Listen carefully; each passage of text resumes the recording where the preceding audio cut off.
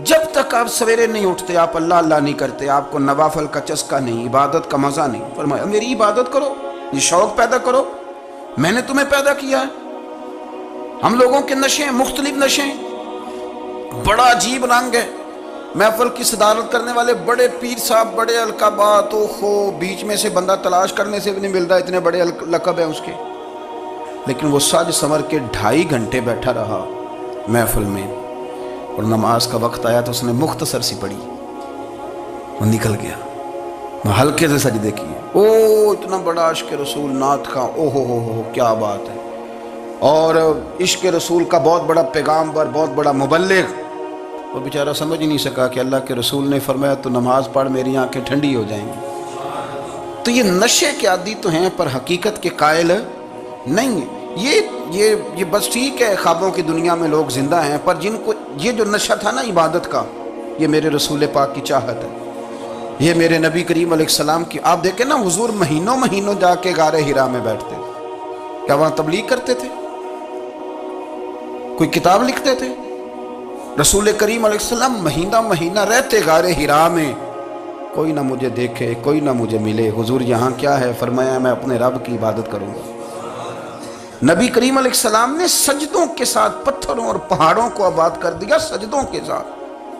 آپ کا سجدہ آپ کو بہت ساری چیزوں سے چھڑا لیتا ہے، یہ بہت ساری جگہوں سے جھکنے سے بچا لیتا ہے۔ صوفیاء، اولیاء یہ کیا کرتے تھے؟ یہ سجدے کا ذوق ہی تو پیدا کرتے تھے، سجدے کا ذوق۔ شاہ عبدالعزیز دباغ رحمۃ اللہ تعالی علیہ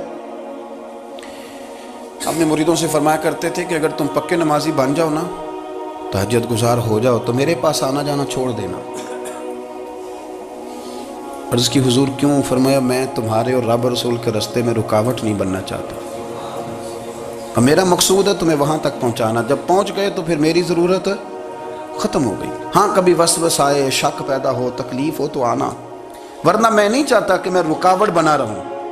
تم اللہ اللہ کرو، اس مالک کو راضی کرو۔ میرے رسول پاک علیہ وسلم نے فرمایا بندہ اللہ کے سب سے قریب اس وقت ہوتا ہے جب وہ سجدے کی حالت میں ہوتا ہے۔ کس کے قریب ہوتا ہے؟ اللہ کے سب سے قریب ہوتا ہے، وہ بڑا نیڑے ہے رب کے، بڑا قریب ہے، اس لیے کہ وہ حالت سجدہ میں، وہ جب سجدے کرتا ہے نا، اس کی بارگاہ میں جب جھک جاتا ہے۔ آپ ذرا سجدے کی کیفیت دیکھیں نا، زبان بھی یہاں ہے، آنکھ بھی یہاں ہے، کان بھی، عقل بھی ساری، اس نے سارا کچھ رکھ دیا سجدے۔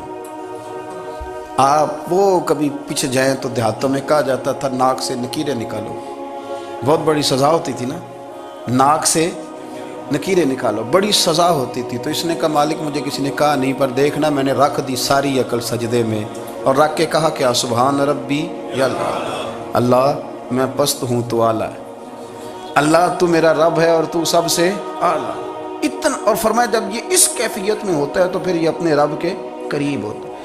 کثرت عبادت، نوافل۔ ہمارے ہاں عمرے کی قرآن اندازی محفلوں پہ ہونے لگ گئی ہے، حالانکہ حدیث سے ثابت نہیں۔ میں دوستوں سے کہتا ہوں جائز ہے، کرنی چاہیے، عمرے کی قرآن اندازی جائز ہے، پر کسی حدیث میں نہیں آئی کہ قرآن اندازی کرو عمرہ کرو۔ حدیث میں قرآن اندازی یہ آئی ہے کہ نبی پاک علیہ السلام نے فرمایا تمہیں پتہ چل جائے نا پہلی صف کا ثواب کتنا ہے، تم قرآن اندازی کرو۔ عمرے کی قرآن اندازی کا تو پوسٹر چھپتا ہے، تو یہ والی قرآن اندازی کب ہونی ہے؟ ہونی چاہیے کہ نہیں؟ حضور نے فرمایا تمہیں پتہ چلے کہ اس کا ثواب کتنا، تو تم قرآن اندازی کرو، تم قرآن ڈالو۔ جب آپ نماز پڑھ رہے ہوتے ہیں، جب آپ کا مصلی آباد ہوتا ہے، صلاح الدین ایوبی ایک بزرگ سے ملاقات ہو گئی، بیت المقدس پر قبضہ تھا عیسائیوں کا، تو صلاح الدین بڑے پریشان تھے۔ وہ بابا جی کہنے لگے پتر کیا ہوا؟ کہنے لگے حضور پتہ چلا ہے دشمن کے 2 بحری بیڑے اسلحہ لے کے آ رہے ہیں، مسلمان پہلے ہی کمزور ہیں، اور اب اگر 2 بحری بیڑے اور آ گئے تو حضور مسئلہ بن جائے گا۔ تو میں پریشان ہوں کہ کس طرح یہ کم مسئلے والی ہماری فوج ہے کیسے مقابلہ کرے گی۔ تو بابا جی کہنے لگے پتر اس طرح کرنا، آج رات تو بھی دعا کرنا اور میں بھی کروں گا، تو بھی دعا کرنا، آپ ناراض نہ ہونا، ہم تو پیروں والے ہیں، ہم تو پیروں کے نوکر غلام ہیں، ہمارا تو گزارا ہی نہیں، ہمیں تو ملتا ہے سارا کچھ وہاں سے، پر میرا سوال یہ ہے کہ تعویذ لینے جاتے ہو نفل کیوں نہیں پڑھتے؟ رات اللہ اللہ کیوں نہیں کرتے؟ یہ بھی تو ہمارے بزرگوں کا ہی طریقہ ہے، انہوں نے تو ہمیں سکھایا ہے۔ صلاح الدین ایوبی سے بزرگوں نے کہا کہ رات آج نا اللہ اللہ کرنا تو میں تیرے لیے دعا کروں گا، تو بھی دعا کرنا۔ تو بندہ جب دکھی ہوتا ہے تو سجدہ کرتا ہے تو پھر ہی تو مصلی بھیگ جاتا ہے، پھر ہی تو مزہ آتا ہے۔ سکھی بندہ تو کعبے جا کے نہیں روتا، دکھی تھے، تکلیف تھی تو سر رکھا سجدے میں تو تڑپ گئے۔ اور وہ بابا جی کہتے ہیں میں مسجد آیا تو صلاح الدین چیخے مار کے رو رہا تھا اور کہہ رہا تھا مالک میں کوئی اپنی شان کے لیے تو نہیں نہ لڑ رہا، اللہ کو میں کوئی قبضوں کے لیے تو نہیں لڑ رہا، مالک تیرے لیے لڑ رہا ہوں، مجھے بے آبرو نہ کرنا، میری مدد فرمانا۔ کہتے ہیں میں آیا تھا کہ مسجد میں دعا کروں گا، پر صلاح الدین ایوبی کو روتے دیکھا تو میں لوٹ گیا۔ تو سویرے صلاح الدین ملے تو بڑے خوش تھے۔ میں نے کہا پتر کیا ہوا؟ کہنے لگے حضور وہ بحری بیڑے دو آ رہے تھے نا اسلحہ لے کے، دونوں ڈوب گئے پانی میں ڈوب گئے۔ تو بابا جی کہنے لگے صلاح الدین وہ پانی میں نہیں ڈوبے، وہ تیرے آنسوؤں میں ڈوب گئے، وہ غرق ہو گئے۔ وہ جو تو نے مصلی بات کیا تو وہ تیرے آنسوؤں میں ڈوب گئے، وہ غرق ہو گئے، وہ تباہ اتنے قیمتی تھے تیرے آنسو کے بہا لے گئے دشمن کے بحری بیڑوں کو۔ میرے بھائی ٹھیک ہو گیا جی، میرے عزیز سمجھ لیں اس بات کو ہمیشہ کے لیے، اور اس پر غور کرنے اچھے طریقے سے کہ میرے رسول کریم سید عالم صلی اللہ علیہ وسلم نے نا ہماری توجہ دلائی، حضور نے ہمیں بتلایا، ہمارا ذوق بڑھایا عبادت کی طرف۔ ایک صحابی تھے حضرت ابو فاطمہ رضی اللہ تعالیٰ عنہ، یہ ترمذی شریف کی حدیث ہے۔ نبی پاک علیہ السلام نے فرمایا ابو فاطمہ قیامت کے دن مجھ سے جلدی ملنا چاہتے ہو کہ دیر کے ساتھ؟ تو کہنے لگے حضور کون ہوگا جو دیر سے ملنا چاہے گا، ہم نے تو جان دے دی وعدہ دیدار پر۔ اعلیٰ حضرت فرماتے ہیں جان دے دی وعدہ اور نقد اپنا دام ہو ہی جائے گا۔ مجھے لگتا ہے کہ یہ سودا نقد و نقد ہو جانا ہے، چونکہ ہم نے جان دے دی وعدہ دیدار پر۔ آپ نے وعدہ کیا تھا کہ مریں گے تو پھر زیارت ہوگی، تو مر گئے ہم زیارت کی خاطر۔ جان دے دی وعدہ دیدار پر تو نقد اپنا دام ہو ہی جائے گا۔ اے رضا ہر کام کا ایک وقت ہے، دل کو بھی آرام ہو ہی جائے گا۔ تو حضرت ابو فاطمہ رضی اللہ تعالیٰ عنہ سے نبی پاک صلی اللہ علیہ وسلم نے فرمایا جلدی ملنا چاہتے ہو کہ دیر سے؟ اس کی حضور فٹافٹ ملنا ہے، میں نے قیامت کے دن آپ سے جلدی ملنا ہے۔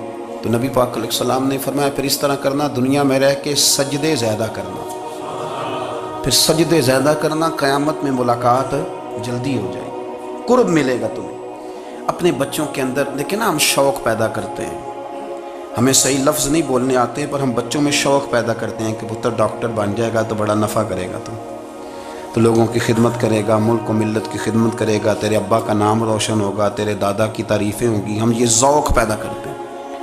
ہم اپنے نوجوانوں کے اندر یہ فکر پیدا کرتے ہیں، انہیں ہم سمجھاتے ہیں کہ میاں جب تم پڑھو گے، محنت کرو گے تو فلاں آدمی کی طرح تمہارا نام ہوگا۔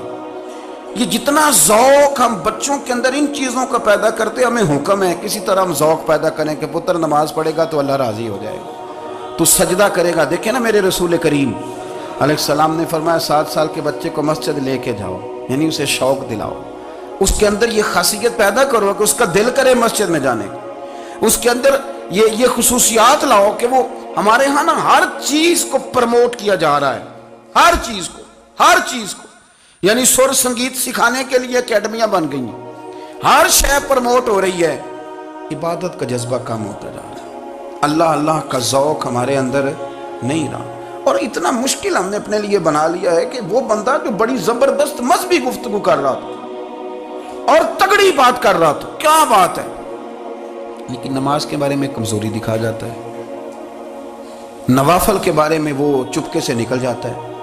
امام احمد بن حنبل رحمۃ اللہ تعالی علیہ، مسند امام احمد بن حنبل 14 جلدوں میں ہے مارکیٹ میں، اور مجھے تو خیر پسند ہی بڑی ہے، میں نے تو کئی دفعہ پڑھی ہے۔ اور کیا بات ہے امام احمد بن حنبل کی، کیسے تگڑے قسم کے محدث تھے، اور اللہ نے کتنا انہیں اعزاز عطا فرمایا ہوا تھا۔ یہ کوڑے بھی کھاتے تھے دین کی خاطر، سارا کرتا لہو سے بھر بھی جایا کرتا تھا، بڑا اعزاز والا شخص تھے، بڑے اعزاز والے، حدیثیں جمع کرنا، حدیثیں لکھنا، حدیث پڑھانا، سارا دن رہتے تھے۔ کہہ سکتے تھے کہ میں کر تو رہا ہوں کام، اور حدیث بھی موجود ہے کہ عالم عابد سے افضل ہوتا ہے، پر اس کے باوجود امام احمد بن حنبل رحمۃ اللہ علیہ 300 نفل فرض نمازوں کے علاوہ پڑھا کرتے تھے، 300 نوافل روز پڑھا کرتے تھے۔ ان کے بیٹے نے کہا ابا جی مکان خریدنا ہے تو کوئی جگہ کہاں کر کے لوں، بہت ساری آبادیاں، تو فرمایا پتر وہاں لینا جہاں مسجد قریب ہو۔ میرے رسول کریم سید عالم صلی اللہ علیہ وسلم اتنا پسند کرتے مسجد کو، اتنا پسند کرتے نماز کو کہ رسول کریم صلی اللہ علیہ وسلم تہجد کی نماز بھی پڑھتے، پھر حضور فجر کی نماز بھی پڑھتے، نبی پاک وتر کو الگ کر کے پڑھتے، عشاء کے ساتھ نہیں پڑھتے۔ یہ تو ہم اس لیے اجازت دی ہمارے بزرگوں نے کہ بعد میں اٹھے گا کون علیحدہ وتر پڑھنے کے لیے، عشاء کے ساتھ پڑھ لیں۔ وتر پڑھتے، تہجد پڑھتے، فجر پڑھتے، اشراق پڑھتے، چاشت پڑھتے، پھر مغرب کی نماز کے بعد 6 رکعت اوابین پڑھتے، پھر رات کو صلاۃ اللیل پڑھتے۔ سیدہ عائشہ صدیقہ کہتی ہیں زمانہ سو جاتا اور میرے رسول مصلی بچھا کے کھڑے ہو جاتے۔ او یار کھیتی باڑی کر کے نہیں، محنت مزدوری کر کے نہیں، جناب عائشہ کہتی ہیں میں یہ بھی دیکھتی کہ حضور ایک آیت شروع کرتے تو ساری رات اسی کو پڑھتے،